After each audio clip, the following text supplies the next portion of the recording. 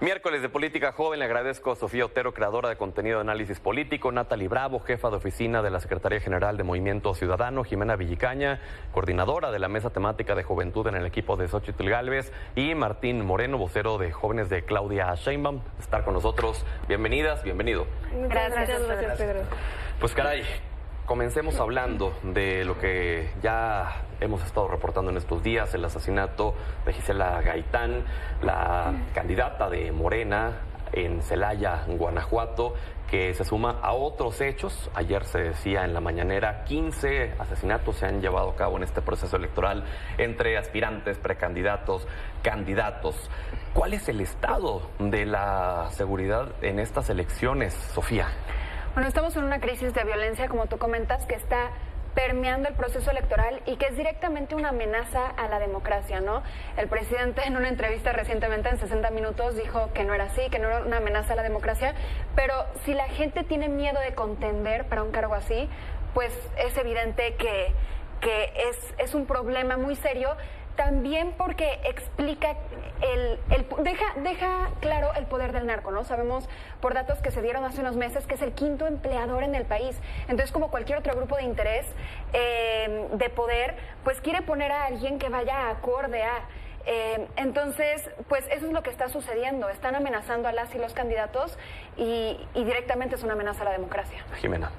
Desafortunado el clima de violencia, estas son las elecciones ya más sangrientas de la historia y pintan para ser las más sangrientas en la historia de este país. Ya rebasaron el número de muertes violentas de las elecciones del 2018 y esto por supuesto que tiene que ver con la impunidad que impera en este país, con esta narrativa de abrazos y no abrazos a los delincuentes. Por supuesto yo como michoacana, muy preocupada, Michoacán encabezando estas listas de estados con más actos de violencia, actores políticos. En Michoacán hubo un precedente muy importante en el 2021 y que me gusta resaltar, en donde el Tribunal Regional de Toluca reconoció que sí hubo intervención del crimen organizado en las elecciones de mi estado y que influyeron en el resultado y hoy gobierna Morena en mi estado. Entonces, afortunadamente estos precedentes como el de Michoacán, como el de Tamaulipas, hoy nos sirven como un antecedente jurídico para en caso de que en estas elecciones que se compruebe el día de las votaciones la intervención del narcotráfico, estas elecciones bien podrían verse anuladas, Pedro. Natalia. Pues creo que es evidente que estamos viviendo una crisis, pero que tampoco es algo nuevo, Pedro. Se menciona ahorita el tema actual, que es lo que estamos viviendo, pero es una situación que ha pasado en muchas elecciones y la verdad históricamente llega cada 3 o 6 años y vivimos lo mismo. Hay asesinatos de candidatos, no solamente asesinatos, hay secuestros, hay desapariciones. Lo que está claro es que no se ha sabido resolver esa situación, que cada vez que llegan elecciones está pasando lo mismo y es evidente que necesitamos replantear el sistema de protección que se le está dando a los candidatos, aunado de la imperante necesidad de arreglar el problema de seguridad de este país, porque no es únicamente una cuestión electoral, es una cuestión que vivimos a diario las y los mexicanos. Y yo creo que, híjole, o sea, son cosas que se tienen que arreglar ya, y son cosas que mientras no se arreglen, claro que la participación pues no va a ser la adecuada, y mientras haya intervención del narcotráfico en las elecciones, como sabemos que pasó en la candidatura del actual presidente, como claramente pasó en la candidatura del resto de las presidencias que ha habido en el país, bueno, pues ves un problema muy complicado y es algo que se tiene que atacar en todos los niveles de los órdenes de gobierno. Martín. Mira, pero primero que nada, nuestro movimiento condenó los eventos porque era nuestra candidata, una candidata que naturalmente iba a ganar en un narcoestado que es Guanajuato, gobernado por un panista. La doctora fue muy enfática en poderle exigir a estos gobiernos de oposición que se hagan frente a su responsabilidad, porque finalmente delitos de esta naturaleza dependen en gran medida del fuero común.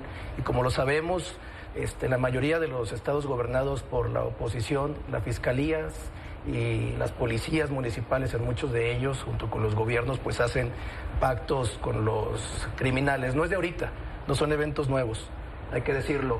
Son pactos que se dieron en toda la época neoliberal y acentuadamente en el narcoestado que sufrió México del año de 2006 a 2012, donde su responsable de la tarea de seguridad y de brindarle garantía a la integridad de las familias mexicanas hoy está acusado y sentenciado en Estados Unidos. Eso es verdaderamente escandaloso y requerimos y le exigimos a estos gobiernos locales que tomen su responsabilidad y que le puedan hacer frente a estos llamados que ha convocado el presidente de la República, donde todos asumen su rol y su responsabilidad. ¿Quieres responder algo, Jimena? Primero decirle que este tipo de delitos son de fuero federal y que ya basta, ya la ciudadanía estamos cansados del presidente deslindándose de su responsabilidad. Él bien dijo que ostenta una calidad moral muy importante y entonces el simple hecho de que a lo largo de este sexenio haya imperado en su narrativa impunidad al crimen organizado y pues, los documentos que se filtraron en donde investigaban más, por ejemplo, a colectivas feministas que a propios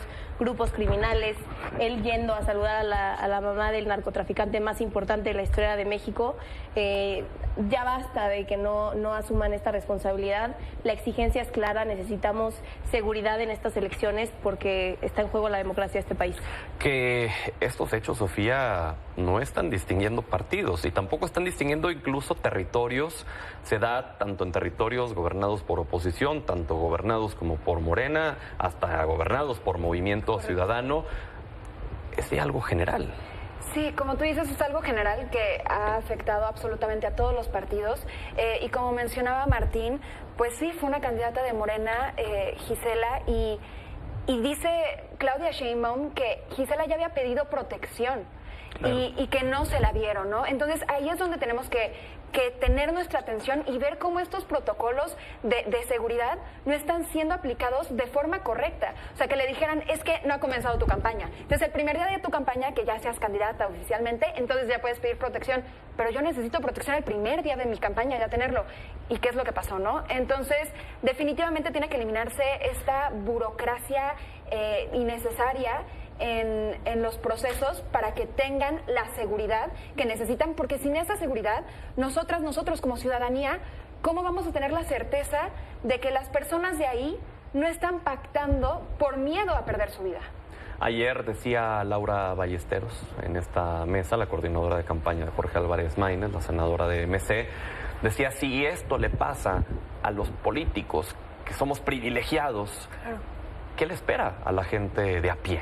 Claro, y qué le espera a la ciudadanía, y es lo que estamos viviendo. A mí me parece bastante cínico que se quieran echar la culpa, que si el Estado era gobernado por Morena o que si el Estado era gobernado por el PAN, cuando, vaya, pues estamos hablando de personas que perdieron la vida, que fueron asesinadas, y que eran personas que seguramente contendían a un cargo de representación porque querían cambiar las cosas para las personas, la calidad de vida de la gente. Me parece cínico que se estén echando la culpa cuando lo que tendríamos que estar hablando es cómo se van a replantear los modelos de seguridad que se están dando. Y no únicamente concentrarnos en el tema federal. Ahorita el Instituto Nacional Electoral le dio la prioridad al tema federal, cuando estamos viendo que los casos están siendo en su mayoría a nivel local, a nivel de presidencias municipales, diputaciones locales, y es una situación de nuevo, no nueva, es algo que se tiene que corregir y pues claro, si con protección o con relaciones están pasando esto, pues yo creo que se están dejando desprotegida totalmente a la civilización. ¿Podría estar en riesgo, Martín, esta elección por la injerencia de los cárteles, de los grupos delictivos? Naturalmente no. Esta elección, Pedro, es la elección más grande en la historia de México. Son más de 21,000 cargos de elección popular los que se están disputando. La mayoría son de cargos de elecciones locales que tienen que ver con el tema de la elección de presidentes municipales, ayuntamientos, diputaciones locales, en fin.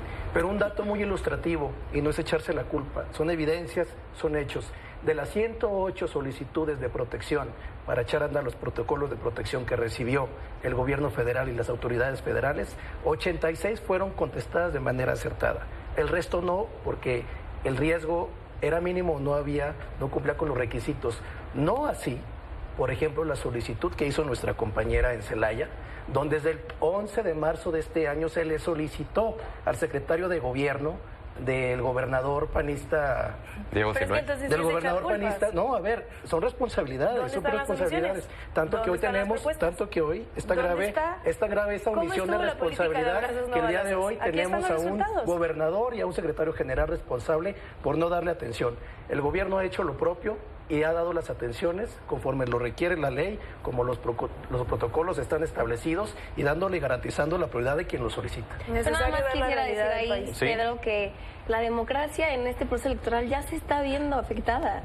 O sea, no se trata nada más. está en riesgo, ya se está viendo afectada. Desde el hecho de que sea la elección ya hasta ahorita más violenta en la historia, bueno, ya hubo personas coartadas de su libertad de contender y por ende muchos ciudadanos y ciudadanos que se veían representados en sus perfiles. La democracia ya está en riesgo en este país y por eso un llamado urgente al presidente, que hoy es el máximo encargado de la seguridad de estos delitos del fuero federal, porque coincido con Natalie, ya basta de echar culpas.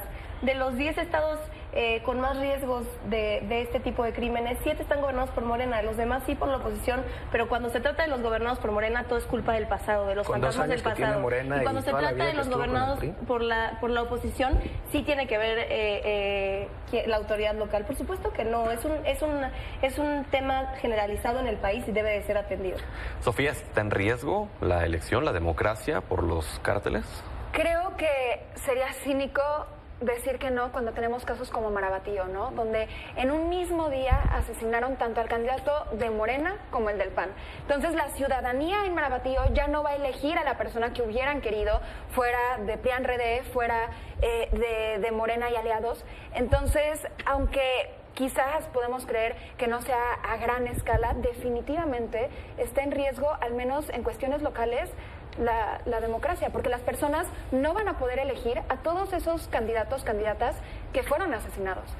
Es muy claro. Y más allá de poder elegir a aquellos que pues, obviamente ya no están, la pregunta sería si en esos lugares, Natalie, para empezar, van a querer salir a votar, ¿no? Claro, salir a votar y que vuelva a haber participación política, que vuelva a haber candidaturas. Yo creo que en este contexto de violencia que estamos viviendo, violencia generalizada, es sumamente importante que las personas este domingo puedan ver el debate presidencial, puedan ver las propuestas que tienen los candidatos, porque aquí tenemos 2 proyectos que ya han gobernado, 2 proyectos que no nos están dando resultados y que de cierta forma es la situación, o nos pusieron en la situación que estamos viviendo. Creo que es sumamente importante, así como nos juntamos a ver el fútbol, nos juntamos a ver a Wendy, nos juntamos a ver telenovelas, que hoy nos juntemos, que este domingo nos juntemos a ver las propuestas que realmente van a determinar el futuro del país, el rumbo que va a tomar el país, porque están votando por las personas que van a tomar las decisiones a nivel del máximo poder. Y ya que toca el tema, Natalie, hablemos sobre este primer debate presidencial. Será por cuestión de tiempo ya solamente una intervención de Martín, de Sofía, de Jimena. ¿Qué es lo que esperan como jóvenes? ¿Cuál es la importancia de este primer debate? Martín, adelante.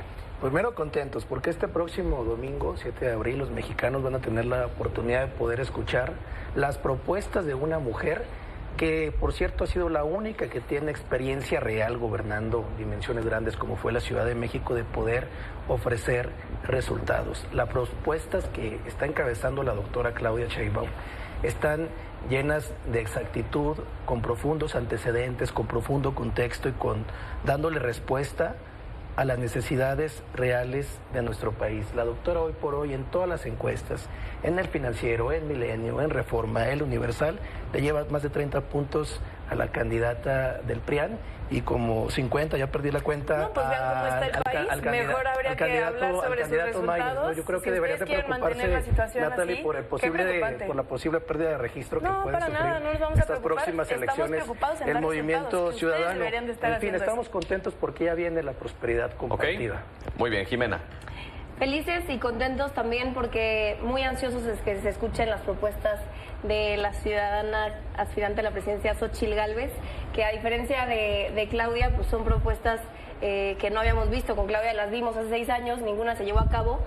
Nosotros vamos con este ánimo de regresar a los mexicanos lo que tanto nos quitaron cuando nos ofrecieron que íbamos a estar mejor y nos quitaron más de lo que nos han dado.